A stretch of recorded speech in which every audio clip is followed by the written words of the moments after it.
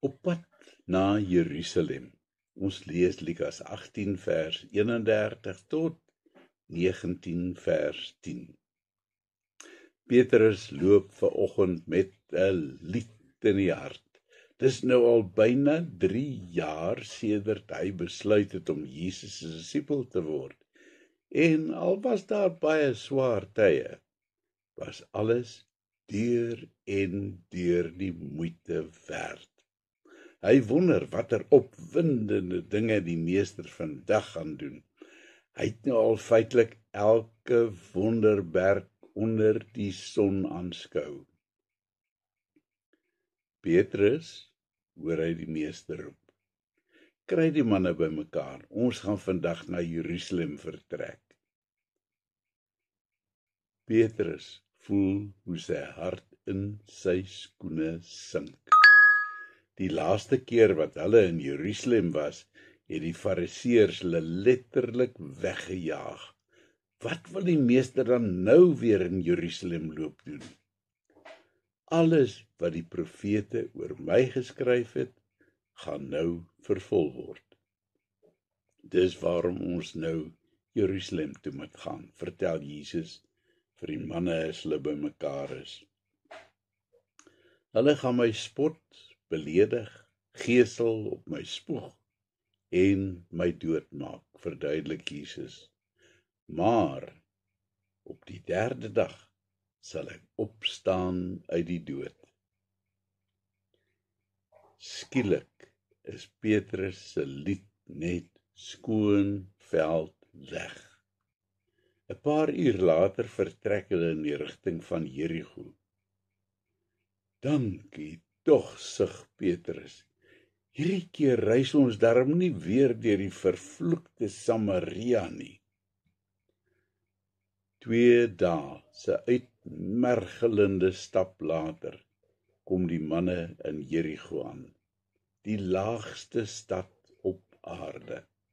Hulle aankoms het hulle vooruitgeloop en teen die tyd dat hulle die stad binnekom, loop daar alreeds 'n groot skare nuuskierige mense saam met hulle. Langs die pad sit 'n blinde bedelaar, waar hy al vir jare lank elke dag sit. Hy hoor die gedreun van stemme en dan vra hy die verbygangers wat aan die gang is.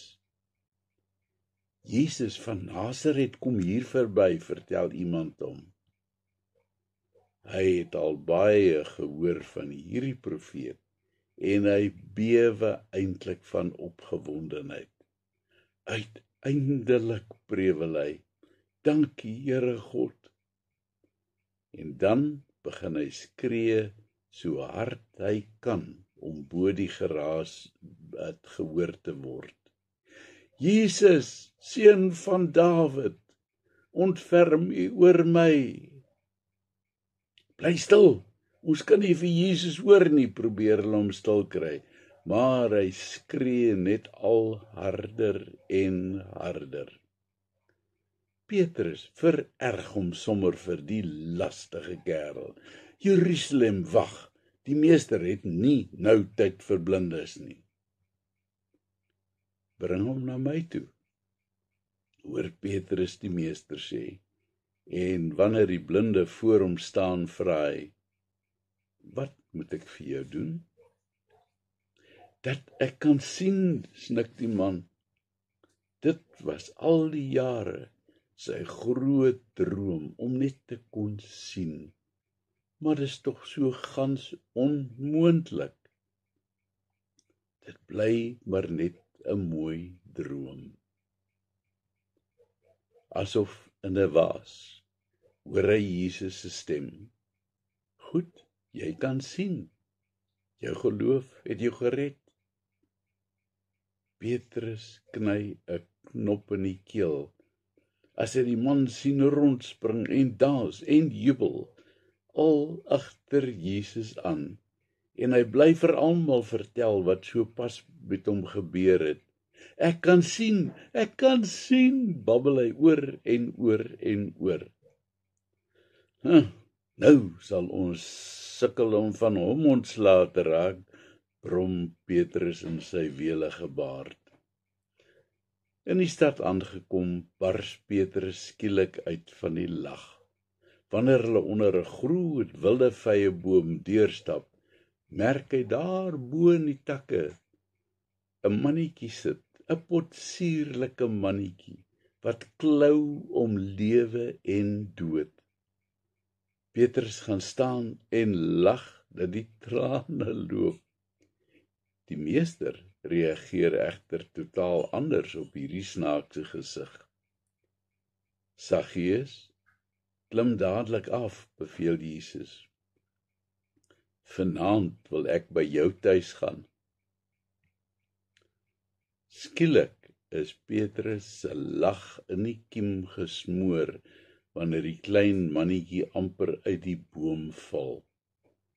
Tot sy ontsteltenis sien Petrus dat hierdie man dan 'n tollenaar is. Moet hy dan weer hierdie vernedering deurmaak deur by 'n sondaar te gaan oorslaap? Saggeus is baie opgewonde wanneer hy voor Jesus kom staan. Here, babbel hy, ek gaan die helfte van my goed vir armes gee, en vir diegene wat ek afgepers het, gaan ek hulle geld 4-dubbel teruggee.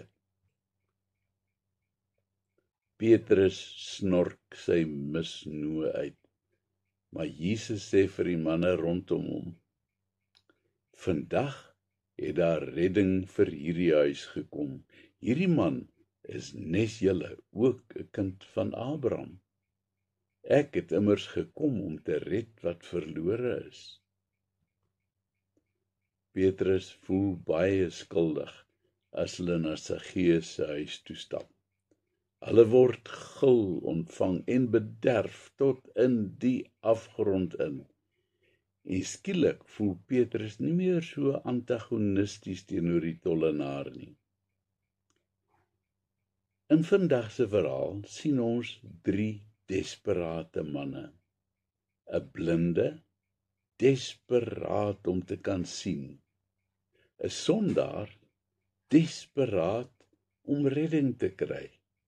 En 'n Petrus, wat desperaat Jesus net vir homself wil hê.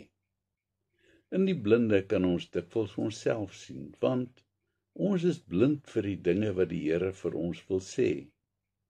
In die sondaar kan ons ook onsself sien, want hoe hard ons ook al probeer, kan ons net nie lewe soos God wil hê nie. Nogtans is hy genadig en hy vergewe keer op keer.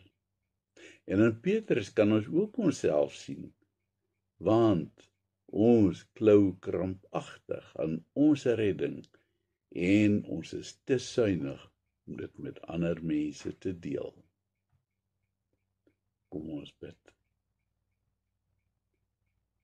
Here, vergewe my dat ek so dikwels blind en sondig en suinig is met die evangelie.